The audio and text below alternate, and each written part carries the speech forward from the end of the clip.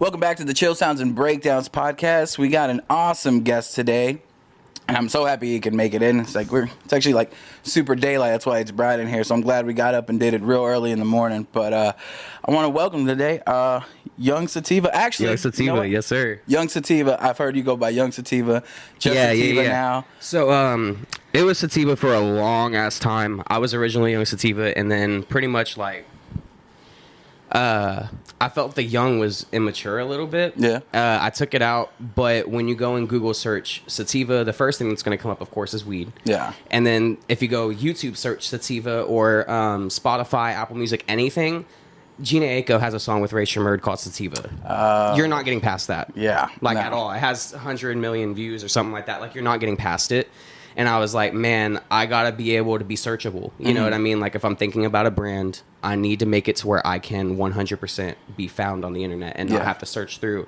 On top of when I was going through United Masters at the time. I put myself on Spotify and everything like that last year. But the thing is once again, there's a million Sativas. Like, you would not believe it. There's like this Latina chick who sings and goes by Sativa. Yeah. And then there's me who goes by Sativa and I rap. And then there's like a bunch of other people who do rap music and call themselves Sativa.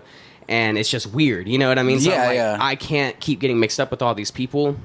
And United Masters sucks ass. For anybody wondering, don't use United Masters. Don't use United Masters. Because I heard like, DistroKid will go on there and sort that out for you, get the other people off your page. But no, United Masters is straight up just like, figure it out yourself. You have to message Spotify. You have to message Apple. Oh, wow. And I had to go through each channel individually. And at that point, I was just like, fuck it, I'm going back to... It's way too much work. There's so many of them. I was like, I'm either going to make it Sativa Main or Yung Sativa. It could honestly change in the future as well. Yeah. But for right now, Yung Sativa, people know me as that. So it works. You know what I mean? Like, people started out knowing me as Yung Sativa in the scene, and when people see me, they don't call me Sativa, they call me Yung Sativa. Yeah. So I'm like, fuck it. You know what I mean? Like, might as well run with it. It's been working so far. Exactly. And you're right. Like, that's one thing that as an artist and as someone trying to build something that you do have to take into account. It's like, I have to be searchable. Like, what's going to happen? Because, like, at first, like, if you just think of, just a cool name or something, like, especially, like, I see people get named after, like bands and stuff that use like movie titles or something like that. I'm like, it's gonna take a while for you to beat a movie if it's like that popular or this specific thing. So I guarantee you, The Devil Wears Prada had fucking issues at the beginning. Oh, I bet. 100% of Mice and Men probably had fucking issues in the beginning, man. To get that's a book. You know what I mean? Like, what are you doing? But it's just one of those things that they knew they could get past that. You know what I mean? But I genuinely don't think I can make Sativa a brandable name by itself without something else added to it. It's added to it. Because, like I said, I mean, the weed aspect of it all takes it out. You know what I mean? It would be a lot to take that, out of the first search engine as far as to be first on that. Because the first thing that comes up is, like, dispensaries near me. I saw a video, and it was like, of all people, it was like, Pitbull bragging about that. He's like, oh yeah, like, if you Google Pitbull now, like, I come up before the dog, and like you do it, and he does, and I'm like, but it takes a lot, like, but think about, he's on everything, like, he at that moment where he was like consistently like everywhere all the time, and I'm like, okay, I can see that happening. But if you are starting out and want to have, I guess, like a little added edge, you want something that when people search it, like, will be among the first ones, and then eventually build yourself up to be like that. Exactly. And I don't think a lot of people at our level will think about that. Yeah. You know what I mean? But at the end of the day, everybody's trying to ultimately do the damn thing, Exactly. And I'm trying to make those steps from the very beginning. You know what I mean? Like, another example that I'm trying to start working on even now, just starting to rebrand myself, is like, I'm one of those people that I feel like really early on I'm going to go into fucking like getting management just to help me book and shit like that. Yeah. Because when it's just me by myself, it's fucking hard, man.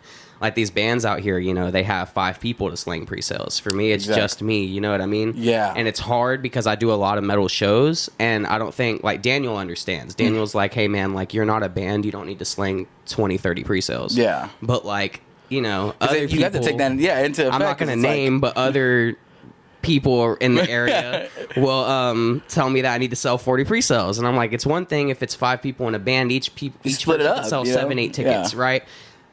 I'm sorry, but like right now, I'm only gonna sell 7, 8, 9, 10 tickets. You know what I mean? Because it's not, you know what I mean? It's not easy. It's definitely not easy, and that is one thing that I I guess I kind of like look past, but you're right. Like in a band, 25 tickets of 5 people, it's five apiece. Exactly. You know what I So mean? management is something I'm going to look at very early on, but that's not necessarily saying that the first person who comes at me for signing that I'm going to go for that. You know what I mean? Because in rap music especially, like signing is really like once you're to the point that you cannot do anything else for yourself, your management can't do anything else for you, what can this label do to connect me to bigger and better things? Yeah. You know, and so for me, I'm like, that's way off. You know what I mean? That's why people literally go out and start their own fucking record labels out here and shit like this. Like Young Gotti and everybody like that. Alone. Because they literally are running their whole area. They have the infrastructure. they have it. They have the push. You know what I mean? Like Gucci Mane with 1017, like literally kicked everybody out of that bitch and completely made a whole new 1017 and literally calls it the new 1017. And it's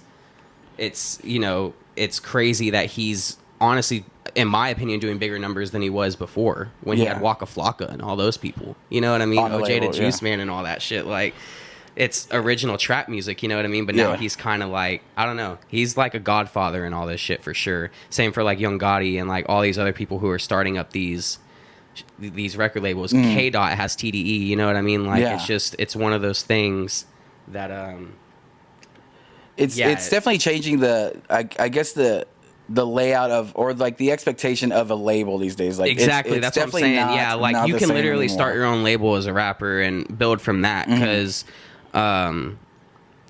it's crazy. Like these collectives are literally labels nowadays. You know what I mean? Like it used to be a collective would sign to a label, and now it's like, nah, fuck that. Like everyone's kind of like that's the last thing they want to do, or it takes them forever because they're like actually selecting and going through the same thing you were saying. I'm not going to run to the first person that offers me a deal. Exactly. Because for the most part, that first deal you're going to get offered is usually like you getting screwed over because it's the one that they're offering everybody, and it's the one where they take all your stuff, like all those 360 deals. Or you never know. I could be like. It could be one of those situations where nobody wants to offer me a fucking deal for fucking ever. You know what I mean? Like, Nicki Minaj, I was just watching a video with her the other day, and like straight up, like Nicki said, like nobody wanted her ass because they were like, no, you got to do the sexy thing. Like, oh really? Yeah, they all, because you know, before Nicki came around, it was always Lil' Kim and all that shit, and they were always making sexual ass music. You know what I mean? And Nicki come in straight spitting bars. You know what I mean? And a lot of labels were like, no, you gotta do the sex thing, and like that's the only way we get sex sells. You know, there are sexual Nicki Minaj songs that fucking sold like a motherfucker, but she knew that wasn't all she had to do. She knew she could go out and spit fucking bars. Yeah, and she's good. Like that's rapper. the thing. Yeah, she's exactly. She's a rapper at the end that's of the day. The thing, like, and so that made a lot of people not want her. You know what I mean? And I think that might be a challenge for me, especially with like being a gay rapper. It's not like Lil Nas X who has the pop side to him. It's a little bit more brandable. You know what I mean? Like it's especially with all the shit he's doing on TikTok. That's one thing he knows how to like push the right buttons, and he'd like. I've never seen a man announce an album with a pregnancy photo shoot. Yeah, that shit's genius as fuck. It's like, making so many people pissed. I don't get that. Like I don't get getting so mad about something. Yeah, I'm it's a huge thing. It's a very controversial topic, and he's running with that. But the other thing is I don't know. I feel like in 2021, should it be this controversial? I don't think so. Like that's a weird part. Yeah, and it's crazy. And people like Boosie and DaBaby and everybody like that who are shitting on him right now. Are just making him stronger. You know what I mean? I literally saw a meme the other day that said Lil Nas X is 10,000% gay, and every single time you guys shit on him, he gets 10% gayer. Yeah, and it's true. You know what I mean? Like, true. He just knows. He started out very minuscule with it. You know what I mean? And then like the more he saw this is like causing his face to be everywhere, he was like, "Fuck that! I'm gonna keep doing obnoxious shit." Well, ever since he like came out with like even like the whole like before like he started like digging into like the new thing he's doing, but like when he put out what Old Town Road, the whole country thing is like, oh, it can't be country, and this whole like, and I think that's when he opened noticed. up doors like exactly. Crazy. It was like now country is, you turn on a country station and you hear a lot of country with hip hop beats. Yeah, and it's been done before because I've heard it, and I'm like, dude, Lil Tracy did like a farmer back in like 2016 with like, Lil Uzi Vert. You know what I mean? And like it just doesn't. I didn't get that, but I think, and even before that, because I know he used to like run like his Twitter page, like kind of just like a troll page. So it was mostly like, hey, controversy gets attention. he put it into his music and blew up, and then was And like, that's oh, the okay, thing is I can with keep Old doing Town that. Road, what really pisses me off is a lot of people are trying to say that he used that to get in with children. But what's really funny to me is if you really listen to the song and what it's about, blatantly, it's about riding dick and doing cocaine and sipping lean.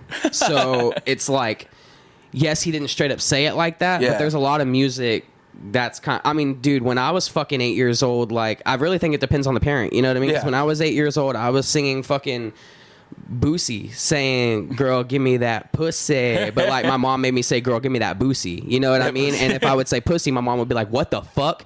But, like, it's one of those things, you know what I mean? Like, there's just, it's everywhere. These kids are going to hear it no matter what. And it's up to you whether you're going to let your kid listen to that or not. You know what I mean? I don't think that fucked up my upbringing or anything like that. You know what I mean? It made me more passionate about music. Because at 8 years old, I was listening to what the fuck ever. My dad wouldn't do that for me. My dad would censor me, but my mom would play Dr. Dre and Eminem in front of me. Really? You know what I mean? That's cool. And it would just be one of those things that I'm like listening to all this like raunchy stuff at only 8 years old, which like most people probably wouldn't think is right. Yeah. But I'm over here like, holy shit. Like even at such a young age, I was like, this is fire. Yeah. Dude, like this is so cool. So you get to listen to a lot more of it. And I definitely get it. I don't think it's a negative influence on kids, but my original point, because I'm like, I always get off topic, but like, no, Lil Nas X is just one of those things where that song may have seemed like it was for kids, you know what I mean? He went and performed it at elementary schools and shit like that, but just like with the gay thing, you're gonna fucking run with what's going at the moment. Yeah. If all the kids love me at the moment, I'm gonna go in, you know what I mean? Like, I'm gonna make sure that that's my biggest song and that every kid is playing it in their room on their fucking radio, you know, because that's another demographic on top of also all the adults that are going to listen to it. You know what I mean? And it's just one of those things, especially with TikTok being so big right now. But I think Lil Nas X got to a point to where he said, no, fuck this. I'm literally a gay person of color in power that can make music that inspires people to be themselves and be true to who they are. Yeah. I'm not going to censor myself. I'm going to make fucking music that I want to make. And I think that's genuinely what he's doing. Because I hated Lil Nas X until these last two songs. Really? Yeah.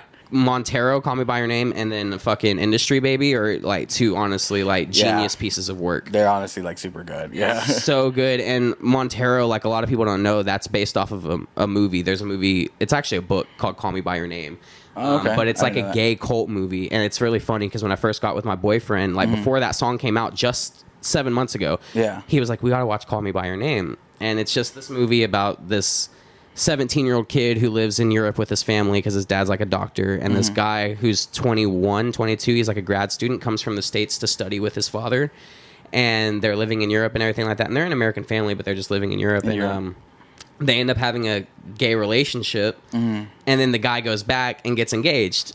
And you know, to a woman and all this other shit, and it's just like this crazy movie. But like throughout the whole movie, they call each other by their name. He's like, "Call me by your name," and so they like literally call each other by each other's name. You know what I mean? And so Lil Nas X went off of that and made a song with it, and it's super still fire. Building off of that. But you like, I guess going back to what you were saying, like you're saying for him it's a little different because he's got like the whole like pop angle. Like, God, do you think I really get off? No, it's okay. Cut the fuck out of some of this because that's why we're here. We're here to get each other back on track. But I want to hear more about that. You know, that you were saying. So for you feel like it's a little it's a little bit different. Oh man, we're gonna have to cut a lot. Dude, I get so off track. It's crazy. Good, no. We're good though. So he really like. It is different because the pop aspect, like people want to sign that still. People want to push that. That can go all over TikTok and everything like that. But I'm doing like, I grew up, like I was talking about, I grew up listening to trap music and shit like that. You know what I mean? Like I grew up listening to T.I. and Gucci Mane and Jeezy and fucking, you know what I mean? Like all that stuff. So, and then like Dirty South Houston trap music. It's just one of those things where like, my upbringing is really rooted in that, and I was like, fuck that, I want to do that music. You know what I mean? But at the same time, that industry really frowns upon homosexuality. I mean, the Baby, Boosie, everybody like that, examples right now, and it kind of breaks my heart because those are rappers that I looked up to and wanted to work with one day. Especially the Baby, because he's great. He makes great music. I can't deny that. And it pisses me off because I'm like, man, like, I wish you could just educate yourself a little bit. You know what I mean? And see, we're not out here to get your kids to be gay or some shit like that. Like, that feels so that feels like such an antiquated way to think of stuff, and it's still like fear based, and it's saying that like Lil Nas X is feminizing the black males. It's just wrong. You know what I mean? Like, it's all around like, why can't we all just fight for equality? You know what I mean? Like, everybody's fighting for the same fight. You know what I mean? Like, and some people are having to double down and fight both. You know what I mean? Yeah. Like, people of color who are also gay are having to fight both fights. You know what I mean? And it's just crazy. Like, it doesn't get easier for them because they're gay. It gets harder. You know what I mean? Because then your own homeboys are shaming you for who you are, and it's like, damn, I thought we all just wanted to be equal and love each other. You know what I mean? It's crazy, but it's something I don't really talk about much, especially as a white person. I don't feel like it's my place to speak about homophobia in another culture. You know what I mean? But it is something that I like to at least acknowledge that is a thing. You know what I mean? And I can get shit on all I want for that, because I literally have had people tell me that I'm comparing BLM to the LGBTQ struggle, and I'm not. I'm just saying that we're all fighting for the same thing.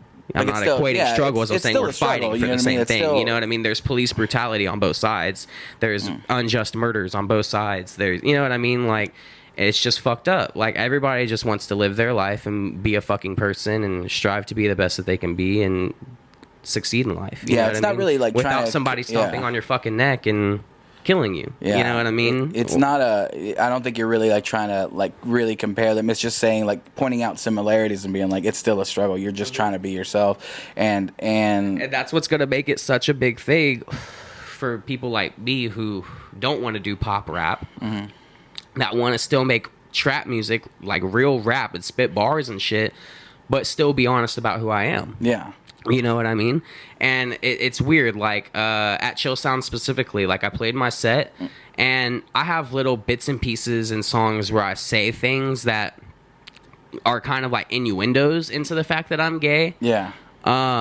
But then I have one song in particular called Scammer, and it's the last song I played on my set. It was the first time I played it, and I was like, fuck this. I'm going in with the song, and I'm screaming these lyrics, because I literally say, yo, bitch just gave me some lip. For a gay man, I got hoes. Now isn't that a fucking trip? Yeah, I love to prove my point that they can't get up off my dick, so I'll never let her fuck, but she can face it off the rip. Because, like, and I literally screamed that shit and saw, like, it was, like, crazy. I saw the difference in age groups. I saw everybody our age be like, yeah, and people screamed for it. People were like, fuck yeah, and clapped. And then, like, I saw all the, like, old heads in the back just like, and then I got in my head for a second, but I kept rapping my shit, and then all of a sudden they started nodding their heads again, and I was like, you can't fucking hate what I'm doing, because I'm still spitting hard ass bars. And you know what I mean? It's real. It's real. You know what I mean? It's authentic. People will sniff it out if you are fake. Like, I mean, that's when people won't fuck with you. And it's crazy, these rappers are all like, well, the streets don't fuck with you, the streets don't fuck with the gays, and all this other shit. And it's really funny to me, because when I was in jail for 3 months, you know what I mean, like, the only people I hung out with were the Crips, you know what I mean, and they fucking loved me because of what you exactly just said. I am who I am, and I'm unapologetically me, you know what I mean? Like, I literally was up in jail with all these big ass scary dudes around me, and instead of being like, oh yeah, I'm straight, like, no, fuck that. Like, hey, why are you sad today? Because my fucking boyfriend ain't calling me, returning my calls. You're gay? Fuck yeah, I am. That's you know what I mean? And like, people would be like, and I'd be like, is there a fucking problem? Because, you know, I had to hold it down. You know what I mean? Is there a fucking problem? And they'd look at me and be like, no, man, no, you being you, that's cool, just don't look at me no way. And I'd be like, we're in jail. I'm not gonna be like, okay, that's a whole conversation we could get into itself, you know, of like, not every gay man looks at every man and says, you're sexy, I wanna fuck you. But I just left it at that point. I'm like, cool, you know what I mean? We have that mutual respect of, I'm gonna let you do you gonna let me do me. Exactly. And then I ended up making really good friends. You know what I mean? People I fucked with and sat and talked about life with every single day. It's just that people just don't have, like, I feel like the people feel very, like, anti this, or like, or still fear based thing, just like don't take the time to, like, have, like, friends of, like, who are different or this and that, or like really interact with, like, people, because it's crazy. And it's like, not to get political, but it's like kind of like with the whole abortion thing going on right now. Like, Texas just did the heartbeat bill, and it's fucked up because of the fact that, like, you're telling us that you don't want these kids to be able to be aborted and so you want them to go into adoption instead, is what you're saying, but you're not going to let gay people adopt either. Yeah, it's what the fuck. We can definitely go like all into that, but the fact that, like, you know what I mean, like, so it's just one of those things, like still like deals into politics is so stupid. Yeah, and like, so it's just one of those things it's literally fear based. It's literally just weaponized religion. You know what I mean? That's what it feels like, it's a whole conversation in itself. But the point is if everybody can just get past what they were told growing up and realize these people are fucking people, like, and they're not out here choosing to be this way. Like they were really just, this is how they were put on earth. You know what I mean? Then it's just taking the time to do that. And like, I get maybe some people who are like in, I don't know, areas where they don't have. It's kind of stupid because I think you're just limiting yourself. But there's when there's no gay people around. I mean, like, it's the same thing for sundown towns in the South. You know what I mean? Like, you're raised racist because your whole family is white supremacists, and then you move to the city and you see people of color for your first time. You're blown the fuck away, and you're scared of them because you've been told to be scared of them. Yeah, same exact thing. It's the same thing. I can definitely say that from experience because like I know a lot of people who are like, oh, I've never been around someone who's gay, and they're like all sitting there like, don't hit on me, and they see me, I'm over here in my own world like, actually I think you're ugly as fuck, and I want nothing to do with you, and I'm just out here living my life, and I think you as a homeboy. You know what I mean? Like, it's crazy. Like, I'm not one of those gay men who has all female friends. I have pretty much all male friends because.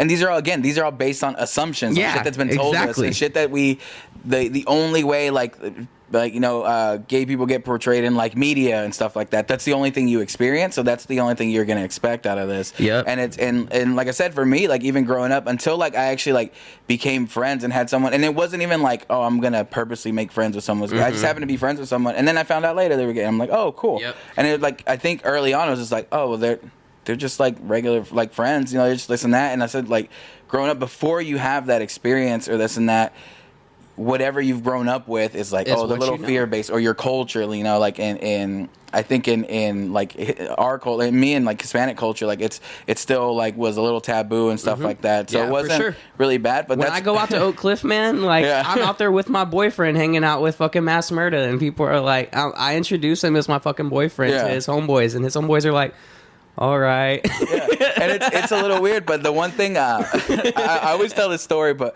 my mom came up to me one time. I was terrible at dating. I was like very bad at like dating girls, and she came up to me because like I had never had a girlfriend, and she was like, "Hey, she sat me down. She's like, I just want you to know, I love you. You know, whoever you love, and this and that." And like she gave me a whole speech, very caring, very loving, and I'm like, Mom, do you think I'm gay? And she's like, I mean, if you are, it's good. I'm like, I mean, I'm not, but thank you for the support. Like, that's fire. Like, I was like, that's so nice. I go, man, like if I like, now I know you'll support me in other aspects of life. So thank you. Exactly. Like, so pretty much like I was like, okay, so then, but you realize that like not everybody has access to that. You know, like I have a family member recently who came out and was terrified of what even like, you know, what I was gonna say was, I was like, I go, I mean, I definitely like am accepting, but the fact that they're scared to like bring anything up or say anything, I'm like, that sucks. I go, that sucks that's what culture has created. That's what like life experience created. What what they see. And it's crazy because like, I mean, that happens for everybody, dude. Yeah. You know what I mean? Like, it's scary at first. I had the balls to come out at 13 years old. Don't know why. Wow, 13? Yeah. Wow. And I mean, it was pretty obvious. I was fucking. Like, dude, in like third grade, I had the Justin Bieber My World album, and I had My World 2.0 as well. And 2.0. JB's the shit to this day. To this day. To this fucking day. But I love Justin Bieber. Yeah, so that was just one of those things, you know what I mean? Like, my family kind of had an idea. But what's really crazy is, like, it's like one of those things to this day I'm still kind of figuring it out. My little sister, she was only 5, 6 when I came out, and her first reaction was, ew, Bubba, you're gay, you like guys? And I was like, yeah. But now, like, she's 16 and she goes to high school in Sanger, where it's very country. Yeah. And so she had some girl the other day say, I agree with everything Boosie and the baby are saying. Gay people are gross. And my little sister said, she texted me, she said, and I said with an attitude, my big brother is gay and he ain't disgusting and he don't have AIDS, so shut the fuck up. Like, exactly. You know what I mean? It's crazy. And it's like, yeah, it's everybody's kind of got to grow with it. You know what I mean? Like, your family's got to grow in that too. You know what I mean? Because like, my mom first started out saying, well, I still am going to stand with the Bible, but I love you as my son. And then just a year later, it was, let's go to gay pride and let's, you know what I mean? All this shit, and embracing all of my boyfriends and everything like that. And truly, just being my fucking mom and like loving me for me.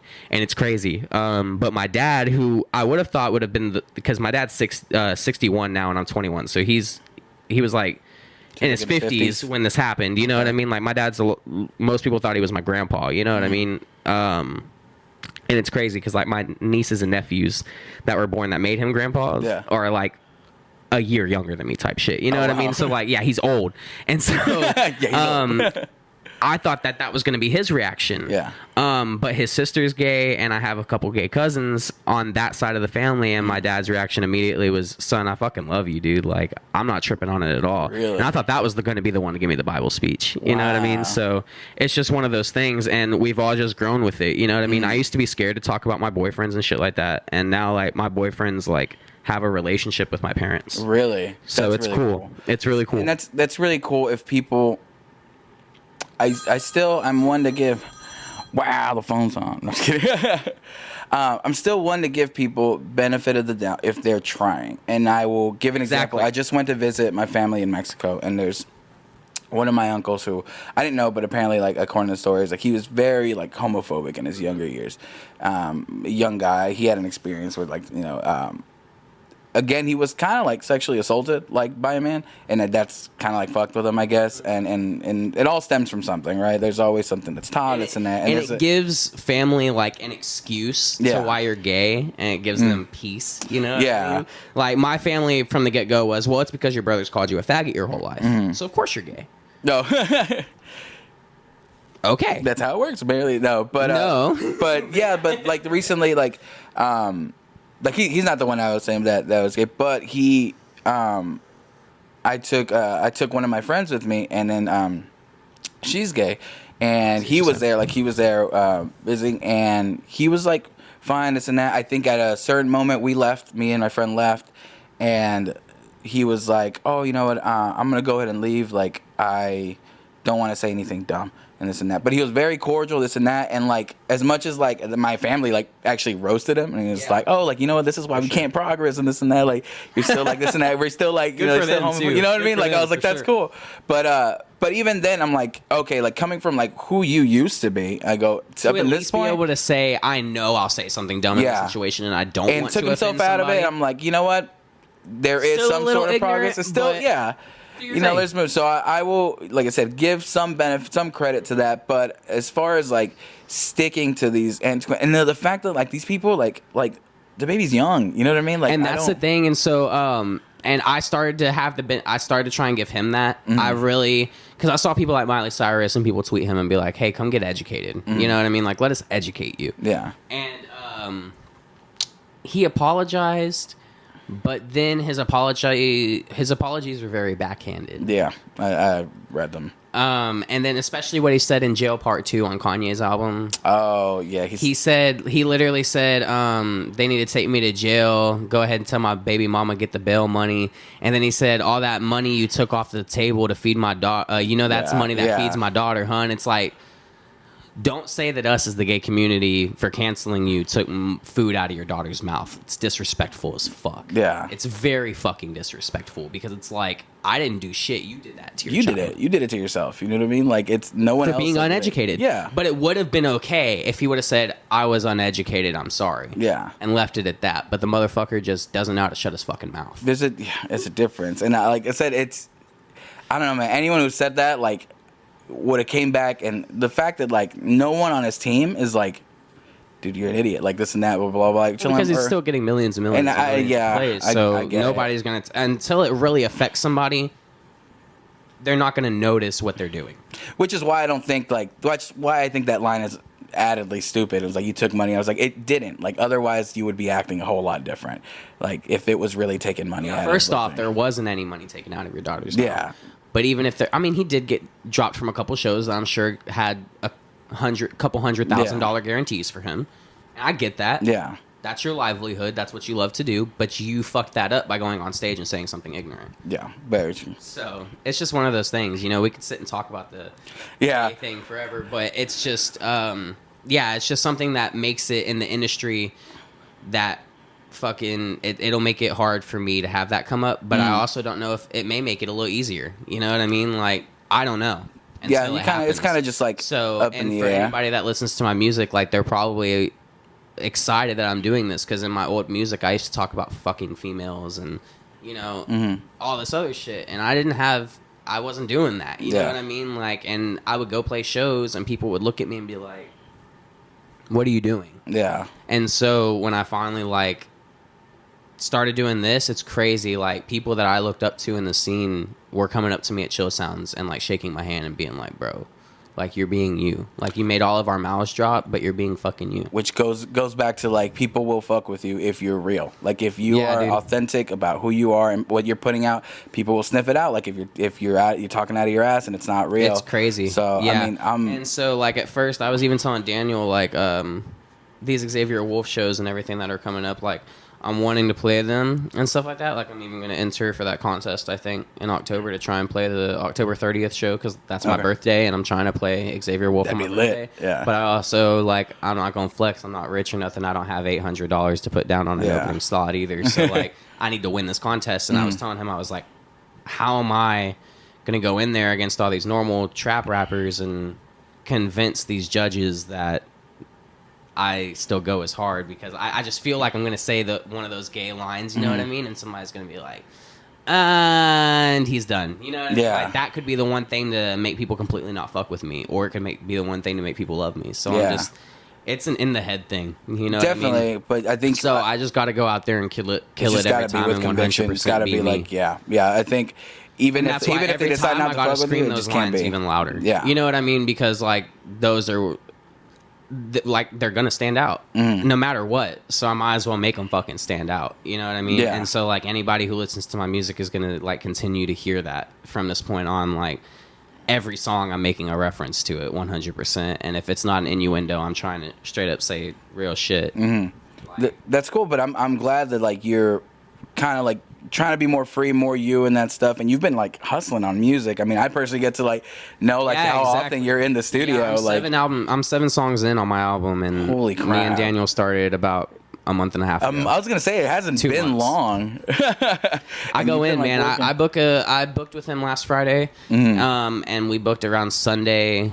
The Sunday before. So literally, like, Monday, Tuesday, I was like, okay, I know I have the studio coming up. I need to find beats. And then Wednesday, Thursday, I had beats, and literally, like, wrote one song Wednesday, wrote one song Thursday. And it's not even like I spent the whole day doing it. I spent like an hour on each song, and then came into the studio and was like, let's get it. And it's crazy. But that's why I love working with Daniel. Shout out to him, because like, he will tell me straight up, like, yo, this ain't it. And so, like, we did a really hype song first, and then we moved to another song that has a bounce to it, but it's not a hype song. Like, it's not a rage song. And it was just very off at first. He was like, this is a different vibe. You need to take a breath, take a second, think about how you're going to go at this. And that's what I did. I, like, reassessed it, and I went in, and I was like, boom, there we go. And it was badass. I did like some little whisper shit on it, and it was kind of cool. I love it. It's fire as fuck. So that's what's cool. If you want like to try new stuff and experiment, like, DJ's a good one to tell you, like, when he loves something, like, he'll let you know, which will hype you up. But when he like doesn't, this is hype. And then we moved to the next song, and I started rapping, and he went, and I was like, Daniel, I already know, right? Like, you don't even got to tell me. But you need that. You need that. You need people to tell you, like, hey, this isn't good. I was like, thank you for telling me, but I also agree with you, so run the shit back. Yeah. Like, let's get it. You know what I mean? And it took a couple times. But, yeah, it's just one of those things. I can write really easily. The bars can come out really easily. Where I get caught up in my head is how it sounds. Yeah. And I need to start kind of realizing that as a rapper, no matter not no matter how I sound, but I mean, like, motherfuckers are literally like, Playboy Cardi's out here using a baby voice. Yeah. And literally people love his shit. So it's like, I can, as long as I'm saying shit that resonates with people, goes hard, and has some sustenance to it, then Yeah. That's, other than that, like, everything else is just going to be you. Like, that's personality. That's exactly. and yeah. you want to have that. You want to have something that makes you. That's why people listen to you. Because there's some people where I'll listen, I'm like, I really like the way they just sound. You know what I mean? Like, and because like they stand out. Like, that's the type when I'm listening to stuff. Sometimes that'll catch my attention. And be like, oh, like. And that's why beat selection is so huge in rap, especially because like it really changes everything. You can have like this album is gonna be 12 different songs with completely different beat vibes, but most of them are still going to be complete rager songs, which is going to be cool. You know what I mean? Like, it's shit you can turn the fuck up to, but at the same time, each beat has its own like bounce to it. So it actually makes it feel like each song is different. Versus, is this your longest project so far? Yeah, I've only ever done EPs. I've done a collab album with somebody that was 10, 12 songs, I think. My friend Queen Latifah, Tara Byers out in Los Angeles, and I flew her out here in 2018, and we did a house show, and then I flew to LA with her, and we hung out there for a week. Dope. But yeah, and then I've done another show with her in Pomona, California. I went out to Pomona one time and just did one song with her, but fuck it, it was so lit. You know what I mean? Like, I'm from Texas. Yeah. To get to even play anywhere in California is like kind of huge for me. You know what I mean? So it was really cool. We did that, and yeah, so I had that album, and that was really cool. But this is my first time like fully doing something by myself, pretty much. So just all the way through. Yeah, I'm really excited. Yeah. So I'm gonna have about 4 features on it though, because I feel like that's gonna for sure change it up a little bit. You saw I went in on Facebook the other day for some contest for this guy named MC Gringo in Houston. He works very closely with like Baby Bash recording his music and stuff like that. That's cool. Like they're cool. And he's just even aside from that, like he just makes amazing music, and I've kind of been like a low-key fanboy since like 2016. Wow. He was like dropping this like real indie style rap music, and then I like really started listening to his shit, and I'm like, damn, this man goes in. And you got that, right? Like, yeah, and I got it. So he was like, badass. It wasn't for a feature, it was for a beat. Okay. But fingers crossed. He said if it goes hard enough, what I do on the beat, he'll hop on the feature. Fuck yeah. But I've sent him music before, and he always tells me he likes it. So hopefully, his reaction is like, yeah, I'll jump on this. So hopefully 4 features, but if not, I for sure I'm gonna have Mass Murder on it. I'm gonna have PGE Stacy on it, and then I'm gonna have Queen Latifah, also known as Tara Byers from LA, on it. That'll be that's badass. That's what I like. I think hip hop and like rap has that collaborative effort that's just it's always great. Like the thing you were saying, I was talking to I had Tony Love on here the other week. I was watching it the other day. I know exactly what you're talking about. Yeah, so when bringing people on and sets, and like you say, I just did one song, but that's still an entire crowd in a different state that you had access to. You know what I mean? That someone brought you on. And that's the thing is, I had special guests for Chill Sounds and Breakdowns. I had to. It was Mass Murda and PGE Stacy. Oh, but Mass Murda's like baby is almost due. So I mean, like it was one of those things. Like, do I want to leave my wife at home pregnant while she could pop at any moment? And then Stacy was possibly down with COVID, so he was like, I don't even feel sick, but my uncle was here and got confirmed COVID, so I don't want to pop up and like scare anybody. Gotcha. And it was like he literally got his results Sunday, so it was like a day off he got his negative results, and I was like, damn, but better safe than sorry. Yeah. So yeah, I had those 2 special guests on it, but you got a few shows lined up here. I got one right now. I know that the XV Valentine show is going to be super sick. That's going to be on September 28th. I'm super stoked to just see her perform in general. Like besides me playing, like she's sick, and then Tony Love's on that, and I fuck with what he's doing right now. I was gonna try and get a drummer for it, but I was a little bit ignorant going into the drummer stance. Oh, really? I didn't know that people. Yeah, I was like, like whoever wants to drum for me, we could split the pre-sales, and whatever you make off of it, you make your money, like just like a band would be. And they're like, you're hiring a drummer. Like, I didn't write this music, so I don't give a fuck about it. Like, you're gonna have to pay me out some money. And I was like, I agree with you, but It's like, it makes sense, but this sucks. yeah. Not right now. So it's one of those things, man. Yeah. But yeah, I'm gonna try and add that more like live music effect. It was cool. Tony did that, right? Like during the Tony set, did it, and but I've seen it going on for years. You know what I mean? Like I've seen a lot of people doing that in the area, and I think it's cool. Like this other rapper named Champa does it, and it's it's fire when people bring out a drummer. I just like full band shit. Like at Rolling Loud, Lil Durk did a full band. Really? And it was stupid fire. Like, because he has songs with like guitar, like shredding in the background doing hard shit. That's you know what I mean? So like it was really cool to see like full band with drums and everything like that. I feel like it gives it a different bounce too, for sure. Definitely. But then there were a lot of people on it that were commenting that were like, this is trash. Oh, really? Because a lot of people want to hear the 808s and the hi-hats and all that shit, but I don't know, man. It's different. I think you can try. I think you do both. You can bounce no matter what, bro. I mean, you know what I mean? And that's the thing is I grew up like in the hardcore scene. Which is probably, I was going to say, that's probably what gets us like to that. Like I'm more known in the alternative scene out here than I am in the rap scene for sure. Nobody in the rap scene knows who the fuck Yung Sativa is. There are a few people, but really I'm more popping on the alternative side because I play a lot of mixed genre shows. Gotcha. That's because that's what I like to do, bro. I like to rap and everybody be like, damn, this is different. And then right after that, I like to hop in the pit for my homeboys and fuck my elbow up. You know what I mean? Like, you did fuck your elbow up, right? Yeah, which that was actually, I originally fucked it up at the last J&J show for Brook Alley. Oh, okay. Cameron from It Is What It Is, I may or may not have smacked the shit out of his jaw. And he's fine, but I still haven't recovered. And that was like a month ago. Oh, my God. And then Chill Sounds came up, and I was like, I don't know. And then I fucking smoked a whole bunch of blunts and was feeling the vibe. Yeah. And I forgot who came on. It was like right before It Is What It Is. It was a really heavy band, but it starts with an I, but I can't think of the fucking name of the band. I'm going to look. Oh my God! How do I not know this? How do I not know this? I'm going to look at the event page right now. I know. Have neat. No. I have to. Oh my God! How do I not know this? I'm a terrible freaking podcast. It was It didn't start with an I at all. I was gonna say shit. It was Spineless. Spineless went in. Dog. Yeah. I heard that shit and I started. I was in the very back of the garage at first, and I tapped my boyfriend, and I was like, it's going to be very annoying because people are going to be trying to come in and out of that door over there, but we're moving over by the fucking door because I'm trying to hop up in this bitch. And I sure enough did, but I fucked my elbow up again. Damn. On Cameron again. Motherfucker needs to move out of my way. Something by the elbow just gets attracted. It's like a magnet to Cameron's. Oh, bro, dude, yeah. It was sick. I love it. But yeah, that's what I grew up on, dude.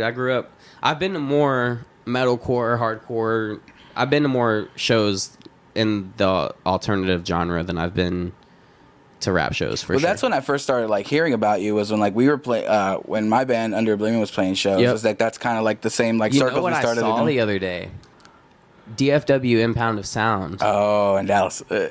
I played that. Yeah. And y'all did too. Yeah. I saw that. I was like, that's sick. I didn't even realize it. You know what I mean? There was so many people played that. That was such a fun night. Dude, I have a video from that show of people throwing each other to my shit. It was insane. I was so stoked. Like, I literally, like I was saying, like 2014, I went and saw a Beartooth headline at the Profit Bar. Yeah. And it was like just iconic for me. So then to play on that same stage and see people throwing each other in the exact same way, but to a completely different genre of music was fucking amazing. Which is why I'm like, I think before when our band first started, I wasn't into the idea of mixed genre shows because I was like, oh, like what if they don't fuck with it? Like I was really just paranoid. I'm like, I'd rather play with something that I know people are here to see. But the more like I've gone to them and experienced, I'm like, you noticed like, something about the demographic. I started seeing the rappers are always like, oh, this shit's hard. Yeah. And then the metal people are always like, oh, this is fucking different. Like, because that's what, like, so I had chill to this. I had Dizzy Davis yesterday, or the other day we were talking, and that's what we were talking. Like, the casual listener, the regular listener is listening to, like, everything, like, tons of different things. And, you know, so that you get to go to a show that's kind of playing like the way you listen to your playlist. At least me, in fact, like I'll listen to some really heavy shit one day and then just listen to hip hop, then listen to some real like melodic indie shit. Like it's all over the place. So a mixed genre show gives you access to all these styles in one place. That's my playlist for sure. Like on the way here, I started out listening to Nothing Left to Love by Counterparts because that's like my album right now. I fucking love that shit. Literally, like Counterparts is the band for me. That's my favorite right now band in the world. For like the last 4 years. Them and Movements. Movements is so good. I love Movements. Patrick.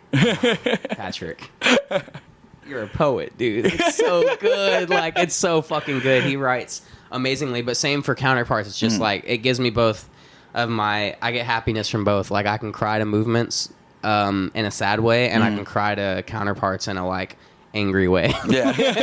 And I love it. So, yeah, those are my two favorite bands for sure, and that's what I was doing on the way here. I was jamming Nothing Left to Love, and then immediately hopped over to fucking Lil Durk. You know what I mean? Yeah. And, like, was just bumping his shit. So, and bumping Gucci Mane and shit like that. So it's crazy. Like, I'm 100% one of those people. I'll just put my playlist on shuffle, and I'll listen to country, and then the next song will be an acoustic song, and then the next song will be rap, and then the next song will be hardcore, and then the next song will be Sleeping with Sirens. You can't hang, and you're like, what the fuck, Nate? Yeah, and that's and then it switches up again, and it's fucking some fucking Under Oath or some shit, and it's just like, I literally bounce, dude. It's crazy. And most people, like I said, most people do. So it's like why I've realized like, oh, mixed genre shows shouldn't be that crazy. They bring all sorts of people together. So that's that's always been the idea behind like Chill Sounds and Breakdowns that Daniel's had. He's like, I just want to bring people together on it. And so next year, so we started like looking at different things. Like, okay, we brought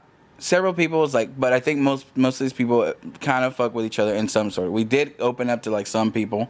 I go, but how do we get? The idea is not like let's stick with that. It's like, how do we get even more? You know, he was like during his podcast, he was like, how do I get people to come over from the Stockyards, Billy Bob's area who would hang over there? How would they come over here? Like people who like only fuck with this. And like, same thing for them. They all have the same reaction when they hear some rap shit. They're like, oh my god, and then they hear some metal and they go, wow, rock on, dude. You know what I mean? Yeah. It's just like it's one of those things that certain demographics really can cross over. I mean, we were just talking about it with Old Town Road, like country and hip hop mesh in a certain way. I actually high key hate it, but I don't think they belong together. That's just because I grew up in Texas listening to, like I said, like Dirty South trap. Yeah. And then also like getting in my dad's car and listening to Kenny Chesney and Tim McGraw and all that shit. You know what I mean? So it's like, I genuinely think they'd have their own respectable places. I think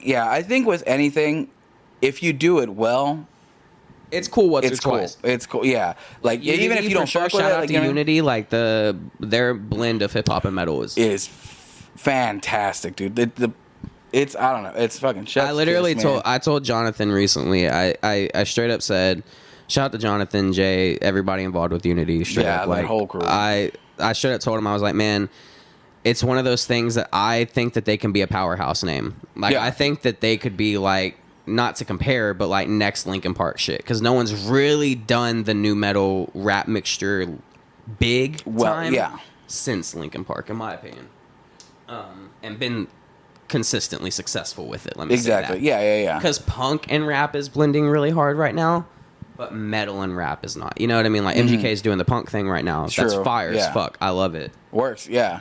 But what I'm saying is it's still different. You know what I mean? Punk is completely different from new metal. From like new metal, like metal. Yeah, and then you can two-step to, Yeah, that's kind of how like I got into like actually maybe like more like the rock world when I was growing up, because my friends that I had growing up, like they used to take care of us in the same house. So he was like a little older than me, so he was kind of like my older brother, and like him and his family was all hip hop. So from him I got Dr. Dre stuff, Tupac stuff, like anything hip hop is what we were listening to. Right. So when I started hanging with my cousin, he introduced me to Limp Bizkit and Linkin Park, which is that new metal-y, still has a flow like my rap. Mom did the same thing, and dude. it was That's what perfect. I'm talking about. Like, it was crazy. My mom's car was always such a blend. Like, it would literally go from like T.I., because my mom was obsessed with T.I. Really? And then, not anymore, but she was. Yeah. And then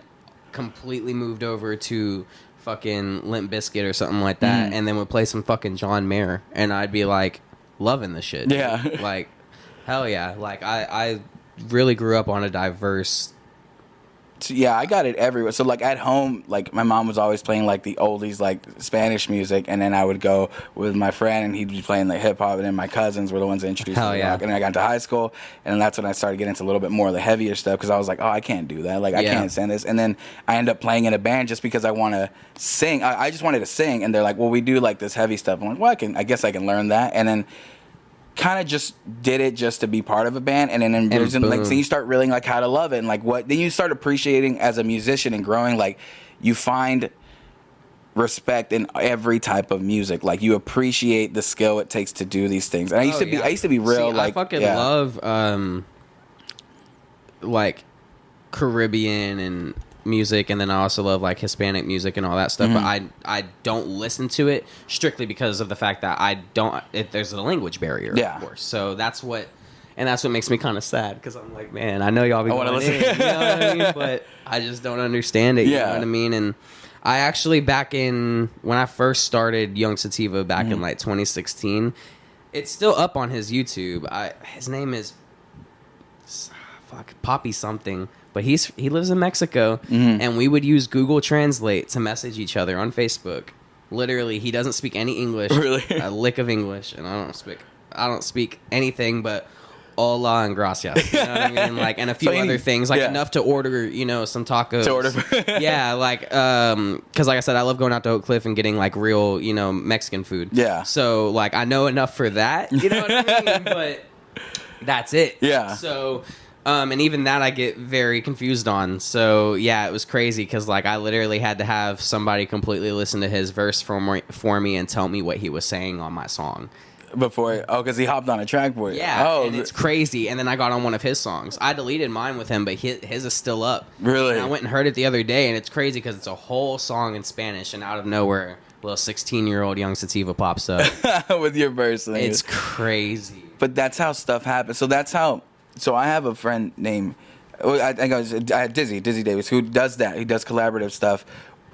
All over he's meeting these people, but he's done a song. He just released a song. He like started learning Portuguese, and he's like, oh, how do I use this? So he started did a song in Portuguese. He did a song in Spanish that I saw him record, because he's like fluent in Spanish. I've heard him do Spanish in his music before. Yeah, and he did a whole, I don't think he's released it yet, but he did a whole one. Like, it's entirely in Spanish. And this dude has learned Spanish just by speaking to people. Like, he like studied, I'm like, but he puts it in music, and I'm like, that's so cool, like, that you can do that. I love that in rap.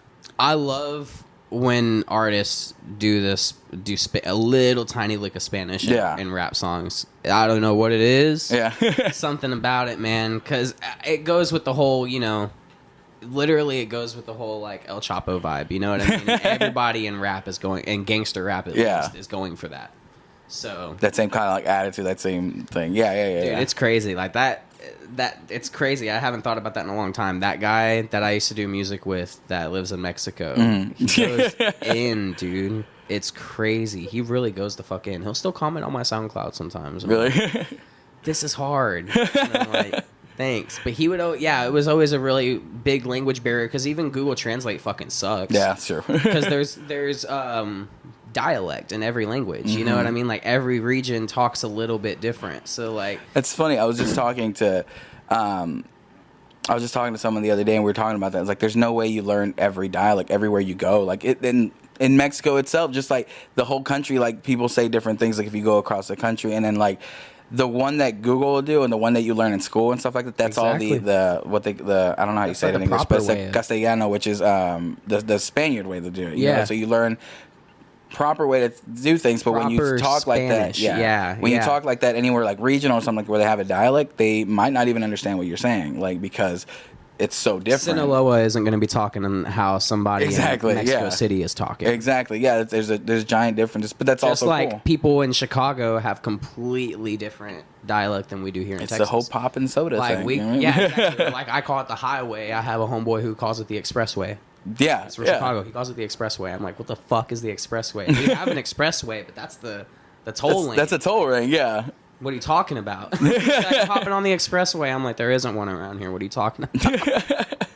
But people like I said, like even with language barriers, like people will collaborate, and that's the thing that I think hip hop does a great job in doing collaborative efforts where people want to work with other people, where people like see a giant in music from another style, sure. and that's like Drake especially. Yeah, Drake does that. Drake does it great. Yeah.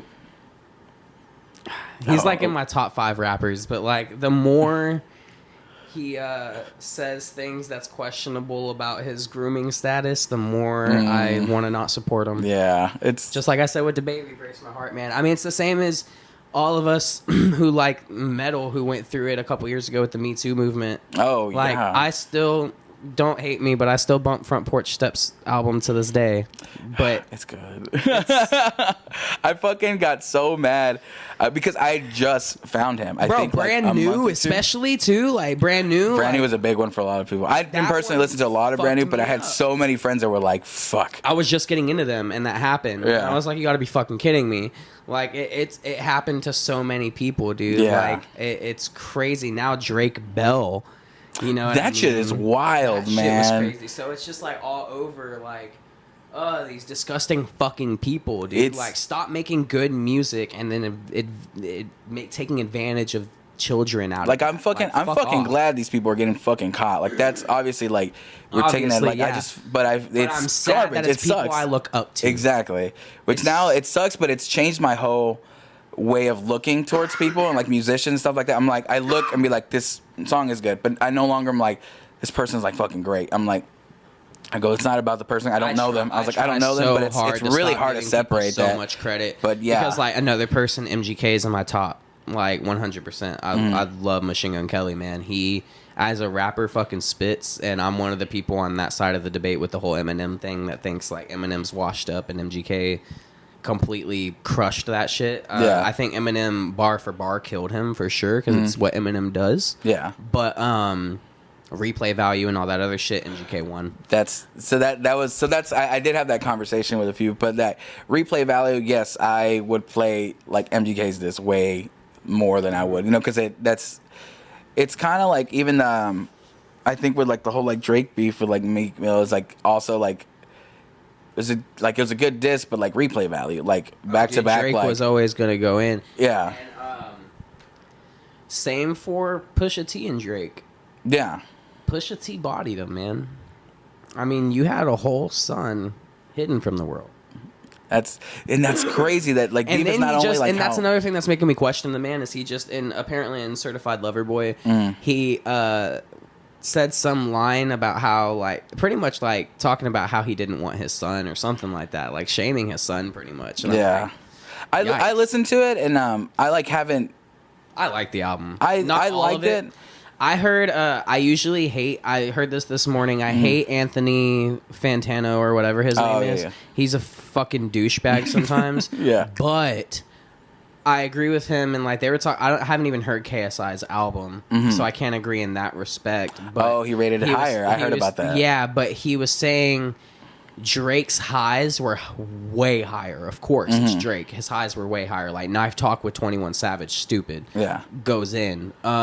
But his lows on that album were so low that it automatically just kind of edged him out. You know what I mean? Okay. It's like you can have some highs on a fucking album, but it has to be consistent, man. Because if you have shitty songs on an album with amazing songs, it confuses the fuck out of people.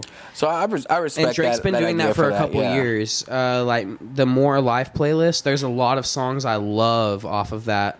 But there's a lot of songs that I hate off of it too. You know what I mean? Like, cause I fucking like, I don't know, man. Like, it's just one of those things. Like his lows on that album were really fucking low, but his highs were up there. You know? And so it's just one of those things. And he samples like a motherfucker. His producers do at least. Like they know how to fucking sample. Yeah, and I love a good sample. So. Sure, which goes back to like you're saying, like beat selection is a giant thing. So people who are making your he sampled on More Life. He sampled Jennifer Lopez. It's like my favorite thing to ever fucking talk about. Really? He sampled If You Had My Love. Okay. Would you come for me?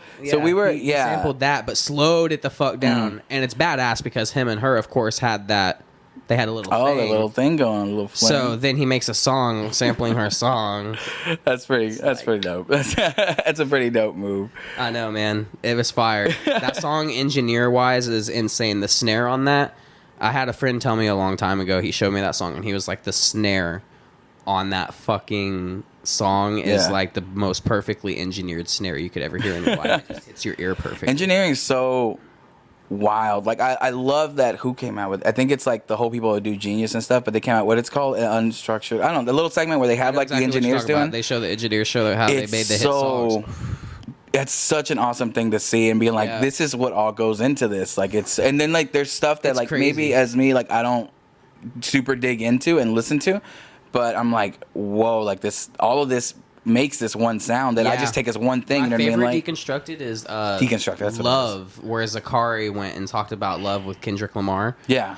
Dude, that song is just so well put together. Or like even Lil Nas, I don't know, they did it on TikTok. It wasn't Deconstructed, but the guys who did the trumpets. Oh, the trumpets. Yeah, I saw that one. Industry Baby. Like, holy shit, there's so many layers on that. And then the engineer went and showed the layers on Nas's vocals. And it's like, holy fucking that one. shit. The two that I love were the I saw the Redbone by Childish Gambino, which is Ludwig Göransson, which I've been a fan of him for a while, and I learned through him because he's worked with Childish for like forever. Yeah, for sure. But that one and the guy that did J. Cole's song, and I'm trying to remember what I don't know why I'm drawing a blank on it right now. But anyways, he used like bird sounds that J. Cole wanted as like part of the snares to add like little like things. So it like J. to get Cole that does on shit beat. like that too. You know the song by J. Cole with Miguel, Power Trip. Power Trip. Yes, on that song, the fucking, it's amazing. You know how there's a dub in the background, a da da da da da da da whoop whoop whoop whoop. That's a snare. Is it? That he slowed it down so much that it makes a wub sound. And he just went in there on a keyboard and just whoop whoop whoop whoop whoop whoop whoop whoop. Because he does, yeah. Because I didn't know how involved he was in like that. Mind blown. He wrote that song intentionally for like an R&B person. And then that's why he gave that hook to Miguel, or that bridge to Miguel. Yeah. And he was like, was it Miguel? I think it was. Power Trip was Miguel, yeah. Yeah, and then but it was meant for somebody completely different, and it was going to be a whole song like that Miguel part, but then he was like, no, fuck this. Yeah. This is too fucking hard, and he just went in on it. You can go find it on YouTube. He literally, like, deconstructed the beat. I'm going to have to watch crazy, that, but it's not I love watching this. It's like, you just got to look it up. It's just J. Cole Power Trip broken down. I love watching that It's stuff. so crazy to hear how he did that snare. Like, it's a fucking snare, dude. I was like, I thought you just went and applied some dubstep shit to it. You know what I mean? I don't know any of the technical terms. That's another thing where I'm like, oh, okay, like for me, like before I like understood any of this was just like, oh, they just get like download packets of sounds and they like just choose those and put them in there. But like a lot of these get created, like they make their own specific sounds. It's like, oh yes, so many snares, and like I am not a good enough engineer to do that, but when I make beats, like my FL Studio is literally just full of like, I have like right now Jetson is huge. Jetson is like a huge producer, and like I have the Metro Boomin beat pack, of course, because like of course I want Metro Boomin's 808s and I want his snares because they go fucking off. You know what I mean? And then like I have all that shit, you know what I mean? Because you got to stay up on your sounds because there's so many fucking sounds. There's so many in the hip hop industry. It's crazy. And once you bring a new one, like, you know, there's things that you don't like hear, and then someone brings them up once, and then they becomes like super popular. So if that's you who creates it, then that's your thing. You know what I mean? Like, and you can get ahead of the curve. So it's hard, but these people are constantly working on like that, and I don't know how much storage they must have of sounds where they can go look it up, because when they create it, they make it look effortlessly. But then I also think of like, how long like have you been working on this where you make it look easy? Like the whole like Kenny Beats thing, like his show on like YouTube. Kenny Beats is amazing. I love that every Monday he does a beat battle. Yeah, those blow me away every single time, man. And he's dope. Yeah, he's definitely dope. I'm kind of in love with Kenny Beats. Kenny Beats is awesome. Like his little show, I think that DJ was actually the one that showed it to me, and I'm like, this is fucking cool. I've seen stuff like which is totally like different. It's not like his Boiler Room. Have you seen that? Like his Boiler Room DJ set? No, I don't think so. Just in this club, going in, playing a DJ set, and everyone around him is just bouncing, dude, going in, having having the best time. And it's so good to just turn on and listen to, because he mixes some good ass songs. He'll throw Rico Nasty, and then he'll go and throw on some old school shit, and it's just fire. You gotta go listen to it for sure. And he's just taking shots the whole time, chilling out. I love him. I love what he did with Mac DeMarco. I love it all. I don't think I've seen that. He's done a Mac DeMarco freestyle as well, wow. which is of course really silly. That's what they all are. Yeah, Mac DeMarco or Mac DeMarco. I think the one I saw that I really love is another Mark Rebier.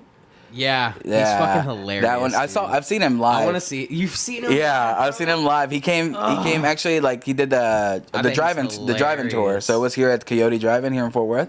No way. Yeah, so we went. That? It was crazy. He was like in a tent, but he came out at the end. Like, he came out and he ran like through the crowd.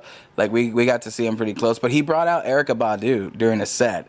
And, like, they just started, like, freestyling, doing this stuff. It was so insane. Crazy, because Dallas always wants Erykah to come out. Yeah. Because she lives here. And for that to be the fucking concert, for her to come out. Exactly. Honestly, is a little bit fucking disrespectful. Because they were just acting silly. But and that's what Tyler, the Creator, before, when he dropped Call Me When You Get Lost. Didn't he fucking, like, do something? He did Trees. Yeah. And Erykah fucking Badu came out. And I was like, so you're just going to pop up and say, yeah, show in Dallas today, and not give anybody any warning? And it's at Trees, especially. Like, you couldn't have even at least done the Bomb Factory. Like, you did small ass fucking enough, Trees. Yeah. Like, because when I saw him sold out at Bomb Factory back when he dropped Cherry Bomb. Yeah. And it was that's why I was insane. like, I think I want to see him now, because his instrumentals, man, they kill me. He's so good. Like, he's really like, Kanye's still around, but he's the Kanye of our generation. Like, his sampling and everything like that is insane. Tyler, the Creator, is like, and then also another person that just inspires me to be fucking me. Like, yeah. Fucking this album, he kind of tripped me up because he's talking about a girl on this album. So I guess he's bisexual. I thought he was gay. I thought he was true, gay. That's true, yeah. I thought he came out as gay. So I guess he's bisexual. But he also, like, hasn't really, like, said anything, like, formally, which I also, like, respect. Like, fucking... He came... It's so funny. Have you not seen the meme where they were, like, on Twitter, he tried coming out so many times. He'd be like, I'm gay. And where he was, like, saying yes. Shut the fuck up. Like, okay. No one let him come out in peace.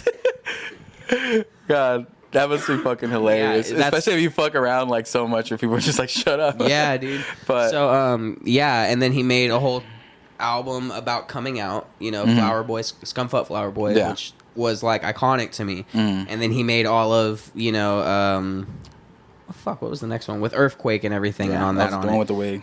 Amazing. Yeah, exactly. That's my shit, that's dude. so good. Oh my god, Playboy Cardi's part on that is so good. But then he dropped Call Me When You Get Lost, and fucking all of a sudden he's talking about a girl. I was like, all right, man, he's talking about fucking his homeboy's girl too. So I'm like, ooh, who was it? Yeah, Wilshire. He goes in for 6 minutes about it. Whole 6 minute song. But yeah, he just dropped a song with Maxo Cream that was fire as fuck. And I love it. I could talk about it all. Going back, since we're talking about, like, you know, who, like, you admire and stuff like that, what are, like, I think, we might be running out of time, but I still want to know. So you mentioned some people that are on your top 5. Like, do you have, like, I know there's maybe no specific order, but, like, or just maybe people that you would consider at the top. Because you know what I mean? Probably go over a top 5. Yeah, and that's cool. That's cool. I just, like, would like to know. I mainly grew up on, like, I guess I'll start with, like, as fucked up as it sounds, I'll start with white rappers. Because, like, I had my, you know, influential ones, Mac Miller and MGK from the get-go. Gotcha. Like, love them. But then, yeah, that's pretty much it. And then I just really love, god damn. Lately, I guess my big influence has been, like, Lil Durk. And then a lot of what Kendrick and Baby Keem are doing right now is fire. That Family Ties track. Family Ties. They dropped another one this morning. What? Yes. And Anthony, I need to end this right now. I'm just kidding. Anthony Fantano did a really funny TikTok to it. I'll show you after. I need to listen to it. Yeah, and then so yeah, they're going in right now. But damn, I had people in my head, and then now that I started trying to think about it. So Tyler the Creator for sure. Kevin Abstract on, like, from Brockhampton. I was gonna say he's from. He's amazing. I mean, he literally has said some of the most controversial shit about homosexuality on his music, and I love it. He's amazing. He was one of the ones that, like, I think one of the first people I did listen to, like I was hearing his rap part, and he mentioned something. I can't remember the song, but it was a Brockhampton song, and he mentioned something like, alluding to that fact. I was like, oh, and I thought that was so hard. You know what I mean? Is it homophobic to only hook up with straight dudes? I think, yeah. And I love it. That's so. I was like, that's so hard. I'm like, that's cool. It's crazy. That's a thought. You know what I mean? Because there's a lot of straight dudes who just on the down low like to fuck around with dudes. They're not gay, apparently. But you know what I mean? So like, it's true. You know what I mean? Is it homophobic to only hook up with straight dudes? Like, why don't I want to be with a gay man? You know what I mean? So it's just really funny. But he said a lot of controversial shit. So Kevin Abstract, Tyler the Creator, Drake. I said of course, but then like Drake's kind of a shitty person. MGK 100%. His rap more though. I love what he's doing with his punk stuff, but his rap for sure. Yeah. God damn. Who else? You got a few on there, dude. I know, but there's just so many people. I mean, I know it's I know we're on video, but I'm scrolling through my shit real quick. I feel that. I do that. People need to understand where I get all this influence from, because it's a mixture, man. And the thing is that it's gonna come from all over, and that whole lifespan. Huge lately, Glass Animals for sure. Maxo Cream, fucking Father is a huge one. 42 Doug. Lil Baby, 100%. Just all those people that are just out there making motherfucking noise right now and doing it right, like for sure. But then like old school throwbacks, like I guess T.I., Jeezy, Gucci Mane, those kind of people that I grew up on. You know what I mean? Yeah. Good shit. That's cool. That's cool, and that's cool that you're taking that influence and you take it from all over. You know what I mean? Like you're saying, you've been in like the alternative hardcore scene stuff that you take into like your shows. Yeah, for sure. Like me and Jesse from It Is What It Is. We're going to work on something soon for sure.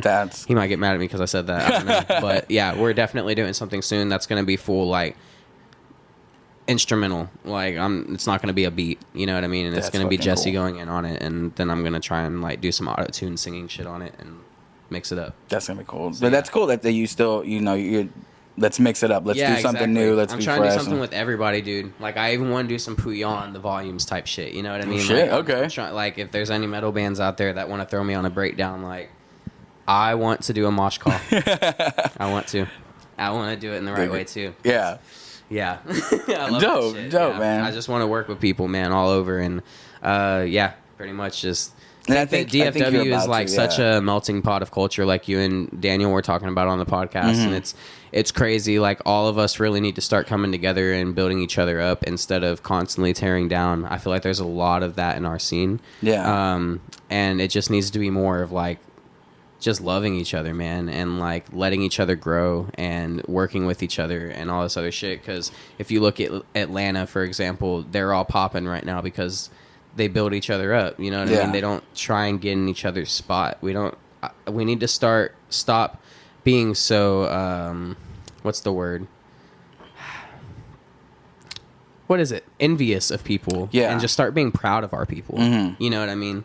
Because they're all coming up, like, especially here, when I talked to Daniel and I was talking to Dizzy the other day, I was like, our, like, local scene is all of DFW, and it's so huge, and we have so many people to be, proud of, happy of. Like, hey, you're doing, like, if you're doing something well, why the hell am I gonna hate on you? Exactly. Like, even if I don't, like, if it's not my thing, if I don't fuck with it, if I don't like it, this per se, but you're doing well, I'm like, I'm not gonna go tear you down. There are people that are getting fucking signed by labels that we grew up listening to. Yeah, and even people that I know, you know what I mean? Like, personally, I'm like, that's insane. You know what I mean? Like, I'm around that. Like, I'm a ability to like partake in that. Like, I've probably like been down the road and hung out in the same spots that these people do. Just a year ago when I wasn't making music, of course I was envious of that shit. I was like, I want to be doing music. You know what I mean? But now it's like, now that I'm doing music again, I'm in a whole different mindset. I'm like, holy fuck, like, I want to celebrate people's accomplishments. You know what I mean? Because at the end of the day, I would hope that when I do something cool, I get celebrated too. You know what I mean? Exactly. Like,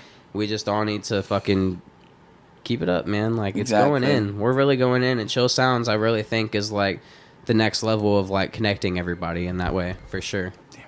Goddamn, stupid. It was me too. No, it's me, but it fucking rings on my computer.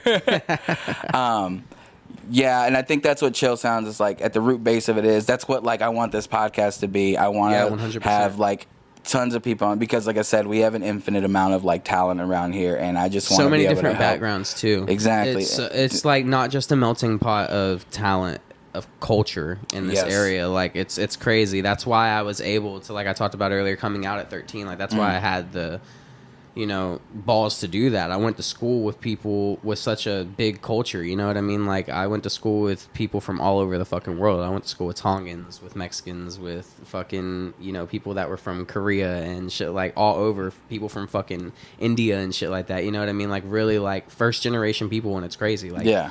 HEB is, like, just a really big, like, in itself, it's a suburb, but it's a really big, spot with just a lot of different cultures in it. And it's really cool. Like, it's one of the only places I've seen like Arabic classes in school, because they don't do that other places. Yeah. So there were like Arabic classes and stuff like that. So it's like one of those things of just like celebrating different cultures and shit like that. It's just, it's so badass to me. I think that that's something we need to do more. Yeah, because it not only like should be something that should be done, but it also just enriches your life, and you start learning about other people's experiences.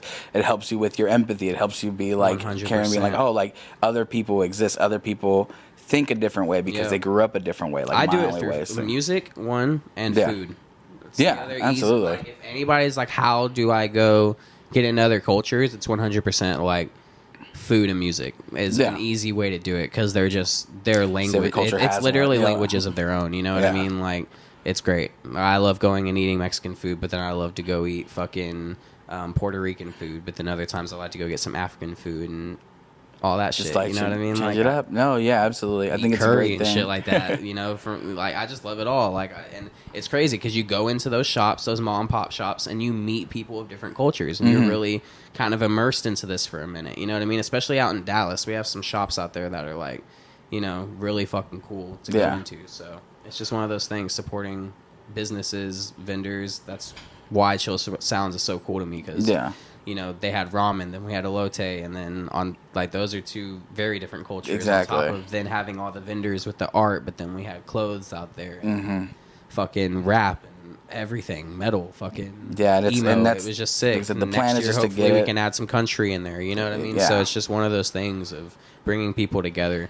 We need that in this time. That's the root of it, is just creating the sense of community that at the end is beneficial for everybody, and I'm glad that you got to be a part of it, and I'm excited for you. I was so stoked. Like, to get added onto that a month away from it was so huge for me. Like, to just get hit up and be like, hey, you wanna hop on this? We had somebody drop. Like, I honestly had been praying for it, dude. Like, not to pray for anybody else's downfall, you know what I mean? But I just wanted to be on that bitch, you know what I mean? And I was like, oh my God, like, yes, like, this is perfect. I think it was one of those things that, like, whatever higher power is out there put into everybody's hands. Kind of lined up. It's a great thing. I think everybody who was a part of it, like, was brought together for a reason, for sure. Yeah, I feel like most people like took away that sense and realized how fun that was. Even with how it ended, like, it's still like, and it bummed. Obviously, it was scary when it was happening. Yeah, and then, for sure. And then obviously, like, at the end, it's hard to look past the way it ended. Yeah. And I mean, Daniel especially, and like my friend Gary who runs the place. Of course. But at the end, when we look at it, I'm like, people still walked out of there the next day. We're like, that was such a great day. Oh, it was such a fun it didn't time, ruin it for anybody, I don't think. think. And it just sucks. But again, it's trying to create that. You're always going to have people, unfortunately. It's always going to happen. And to anybody saying that that's why we shouldn't do mixed genre shows, I'm just going to put it out there as ignorant as hell. Yeah. Because it could have been metal people. It could have been hip hop fans. It could have been somebody who just walked in off the fucking street. Which, like Daniel was saying, if it wouldn't have been going at 1:30 a.m., I don't think that would have been, you know, one of those situations. It was literally, I think some people heard some music in their area, and we were in a more industrial side of Fort Worth, and I think people just kind of hopped on from their hood, you know what I mean? And then they got into an argument because they weren't expecting probably Pitts to be there or whatever. Yeah. Again, whatever happened, but you know that you can't sit there and blame that on a genre or on a group or anything like that unless you know specifically it came from those people. Yeah, you know unless you knew that, but most of it, like, and luckily that's a minority, but it's stupid that people are trying to bring that up. But it's definitely very ignorant, just like the people that did it. You know what I mean? Like, so that's why they don't do rap at Killers anymore. I used to play Killers once a month. Now it's never gonna happen again. Yeah, rap doesn't happen at Killers Tacos anymore. It just sucks that sets people off and people get scared. I get it. It's understandable. For sure. Definitely especially with what's talked about in the environment. I mean, for sure. Like, you show up to a all rap show, it's typically on some gang shit. You know what I mean? So like. So it is. Yeah, it is. It is. It's understood for sure, but it's also something to be understood that not everybody who's affiliated with that wants to shoot the bitch up. You know what I mean? Exactly. And there's, like I said, there's things that we're looking into, preventative measures. Like I said, at the root of it, we want this to be something to bring people together, bring community, and we want you guys to feel safe. And things happen. Exactly. You know what I mean? Like, literally, like, security was one of those things. Yeah. You know what I mean? Yeah. When security doesn't show up, you know, it makes it easier for that to happen. Exactly. So if we move into a, you know, more secure venue or whatever it may be, they may provide security or may even just put time into finding more security that'll actually show up and do their job. And exactly. Do what they want to do. So, but no, definitely. Again, glad that you're a part of it. Glad that you have music that you're working about, like, and ready to come out sometime soon. By December, for sure. Oh, yeah, because really like we've done so much already, and like literally, I'm 5 songs away from being done. So, just gotta hop in and do it. That'll be awesome. But again, man, thanks for stopping by. Again, definitely. I really appreciate talking to you. This was really fun. Opportunity, because it was great to. People always hear my music and, you know, all that shit, but never get to, you know, hear what I'm thinking. So it was cool to kind of pop out and and this will be, like I said, we're keeping this going. So I'm sure you'll be back on sometime soon. We'll see if we can get you back in, like, while you're dropping. Like, we'll talk about that. That'd be perfect. Yeah. So but yeah, no, thanks for stopping by. I appreciate you. You guys stay tuned for Yung Sativa's album dropping sometime in this year. And for everything he's got going, check out his show September 28th. September 28th at Haltom Theater. I got tickets. Hit me on Facebook. It's Yung Sativa. Instagram is @theSativaMan. And just hit me up and I'll get you those tickets and we can pop out and have some drinks and have a good time. Oh yeah, absolutely, man. Thanks for stopping by. Appreciate it, man.